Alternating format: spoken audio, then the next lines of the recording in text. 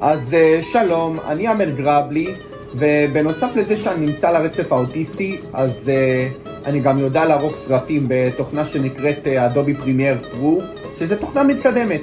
אז אני גם יודע לערוך תמונות בפוטושופ, שזה בתחום המקצוע שאני הכי אוהב בעולם הזה. אני גם יודע לערוך תמונות אפילו באמצעות AI, שנקראת קנווה, שאני גם אוהב לעשות סדרות על המשפחה שלי, ושואף גם לעשות סדרות אפילו מחוץ למשפחה. מה זה אומר? להרחיב את תחום הצילום והעריכה.